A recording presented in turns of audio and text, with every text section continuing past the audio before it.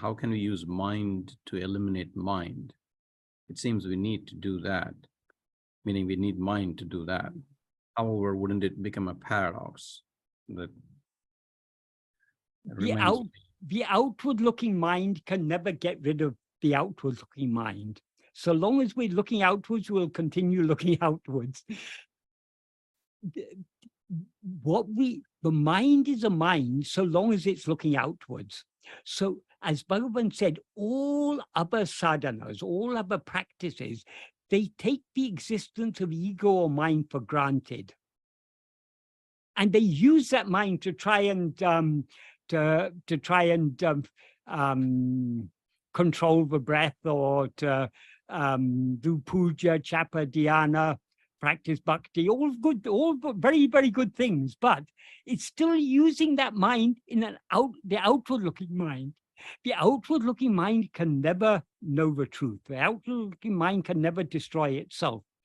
However, that same mind which is looking outwards at other things, instead of looking outwards, if it turns back to look within, to look at itself, to see who am I, it thereby ceases to be mind and remains as the pure awareness. Right. That is what Bhagavan is explaining in verse 25 of we're looking up to. The nature of ego is to rise, stand, and flourish by grasping form. So long as we continue grasping form, we are feeding ego, so we cannot get rid of ego. So we can do all sorts of good actions. We can do all sorts of charity and noble deeds. We can make so many sacrifices for the sake of others. We can worship God. We can do puja. We can do japa. We can do dhyana. We can do all sorts of yogas. We can do all the 8 limbs of yoga and everything. But we still cannot kill this ego because we're still looking outwards. So long as we look outwards, so long as we grasp anything other than ourselves, we cannot destroy ego, nor can we destroy ego by merely stopping thinking, which is the aim of yoga. Yoga's chitta vritti nirodha. The aim of yoga is to curb the mental activity. What happens when you curb mental activity? The mind will subside, but it subsides only in laya. Every night when we fall asleep, we curb all mental activity. Chitta vritti nirodha is achieved every night. So if you want to achieve chitta vritti nirodha, very simply, get tired and you'll automatically fall asleep. That is chitta vritti nirodha. But the next morning it all rises again, because that is manolaya, not manonasa. So how to bring about manonasa?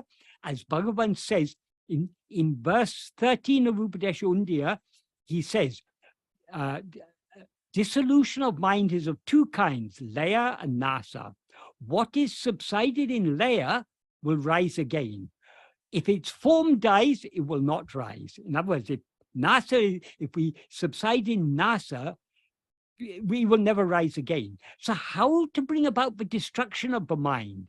Bhagavan says in the next verse, verse 14, if the mind which will subside by means of breath control, before it subsides completely in laya, he doesn't say that, but that's the obvious implication. If that mind is sent on orvari, then only will its form die. So what is that orvari?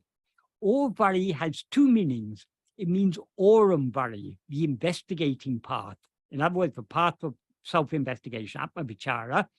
It also can be taken to mean the one path, or orvari can also mean oruvari. What is that one path? What is the one path by means of which the mind will subside? Only self-investigation. So whether we take it to mean one path or the path of investigating, it implies the same. Only by turning our attention away from everything else, back towards ourselves. We shouldn't, Bhagavan never asked us to try and stop thoughts. Because if you try and stop thoughts, firstly, it's very difficult to stop thoughts. You need special techniques of yoga to bring that about. Well, it's easy because when we get tired, we fall asleep. But normally in day-to-day life, we can't just bring about the cessation of thoughts Because the ego, which wants to bring about the cessation of thoughts, is itself a thought. That's why in yoga they have all sorts of tricks like pranayama to bring about this subsidence of mind. But it's the subsidence of mind. The mind subsides in what is called nirvikalpa samadhi. But according to Bhagavan, that nirvikalpa samadhi is just like sleep. It's just a state of manolaya. The mind is going to rise from it again, as he says in the 8th paragraph of Nana. Though the mind remains subsided, so long as the breath remains subsided, when the breath emerges, the mind will also emerge and wander under the sway of its vasana. So remaining in nirvikalpa samadhi or manolaya does not bring about the destruction or even the weakening of Vishaya vasanas, because the Vishaya vasanas are inactive in that state. In order to bring about the destruction of mind, the only way is to turn the mind back within. That is what Bhagavan means by sending the mind on the Orvari, the investigating path. That means sending it back within to see who am I. When we turn within to see who am I, ego will thereby subside, and ego will see itself as pure awareness, then it will be destroyed. Ego cannot be destroyed merely that is in sleep, but ego subsides. But why does it rise again? Because ego subsides, and what remains in sleep is pure awareness. But ego isn't there to experience that pure awareness, so ego doesn't die. You cannot kill ego in its absence. So ego needs to see itself as pure awareness.